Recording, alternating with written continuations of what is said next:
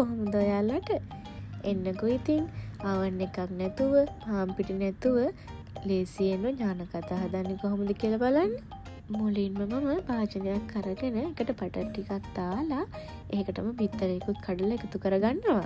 ඊට පස්සේ දැන් ඉතින් මේ දෙකම එකට හොඳට මික්ස් කරගන්න තමයි තියෙන්නේ. සාමාන්‍ය ගානට මේක මික්ස් කරගත්තට පස්සේ මම මේකට සීනි ටිකකුත් එකතු කරගන්නවා. සීනි ටිකත් එකතු කරගත්තට පස්සේ දැන් ඉතින් මේ ටික හොඳට මික්ස් කරගන්න ඕනේ. කැට හිටින්නේ නැති වෙන්න හොඳට මෙන්න මේ වගේ වෙනකන් අපි මේක හොඳට මික්ස් කරගන්න ඕනේ. මේ ගානට මික්ස් කරගත්තට පස්සේ මම මේකට වැනිලා කුඩු ටිකකුත් එකතු කරගන්නවා. ඊට පස්සේ මේකට ලුණු කුඩු ටිකක් එකතු කරලා නැවතත් මේක හොඳින් කවලම් කරගන්නවා. දැන් ඉතින් අපි මේකට පිටි ටික එකතු කරගන්න තමයි හදන්නේ.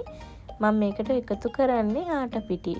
ආට පිටි පාන් පිටි වලට වඩා ගොඩාක් හොඳයි. ලොකු පොඩි ඕන කෙනෙක්ට හිතකර පිටි වර්ගයක් තමයි ආට පිටි.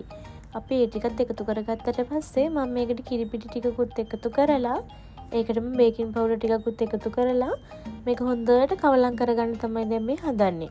කවලම් කරලා මේක ඩෝ එකක් වගේ හදාගන්න ඕනි. මට දැන් මෙතනදී පිටි ටිකක් මදි වගේ.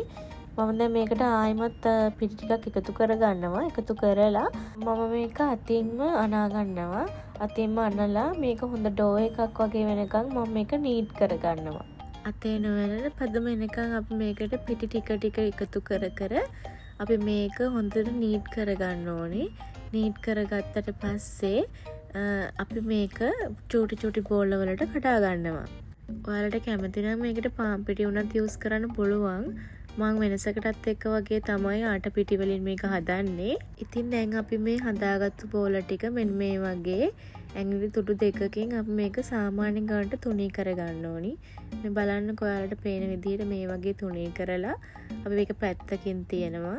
මේ දැන් ආයෙමත් ඒ වගේම තවත් බෝලයක් අරගෙන මේ වගේ ඇඟිලි තුඩු වලින් තුනී කරගන්නවා. මේ තියෙන්නේ මම දැන් ඒ වගේ හදාගත්තු අපි බෝල ටික. අපි දැන් ඒ ටික පැත්තකින් තියලා මේ වගේ භාජනයක් අරගෙන ඒකට තෙල් ටිකක් දාලා මේ වගේ කොලේකුත් දාලා ඒකට උඩින් තෙල් ටිකක් දාලා අපි දැන් මේක බේක් කරගන්න තමයි හදන්නේ. දැන් අපි භාජනයක් අරගෙන ඒකට සීනි ටිකක් දාගෙන අපි කලින්ම හදලා තියාගත්තු අපේ ඥාන කතා ඩෝ එක අරගෙන මෙන්න මේ පෙන්නන විදියට සීනි වල දවටලා අපි බේක් කරන භාජනයෙන් තියාගන්නවා. අපි උඩ පැත්තේ විතරයි සීනි දවටන්නේ. මේ විදිහට මම හදාගත්තු හැම එකක්ම සීනි වල දවටලා මම පැත්තකින් තියාගන්නවා. දැන් මම මුලින්ම මේ වගේ තුනක් තියලා මෙන්න මේ වගේ මම කලින්ම භාජනයක් ලිපේ තියලා තිබුණේ රත් වෙන්න. ඒ භාජනය උඩින් මම තෙල් ගාලා හදාගත්තු භාජනයෙන් තියලා පියනකින් වහලා ඒක ටිකක් බේක් වෙන්න අරිනවා. ඒක බේක් වෙන අතරතුර මම අනිත් හදාගත්තු ටිකට පොඩි ඩිසයින් එකක් දැම්ම මෙන්න මේ වගේ.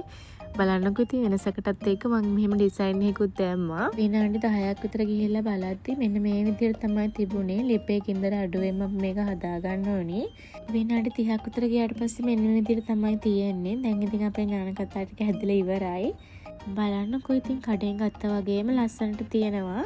ආට පිටි වලින් හැදුවා කියලා කිසිම වෙනසක් වෙලා නැහැ. එන්නකෝ ඉතින් ඔයාලටත් එකක් කඩලා පෙන්නන්න. මේ බලන්න හරියම ලස්සනට සොෆ්ට් එකට තියෙනවා. මේ විදිහට එහෙනම් ඔයාලත් හදලා බලන්නකෝ.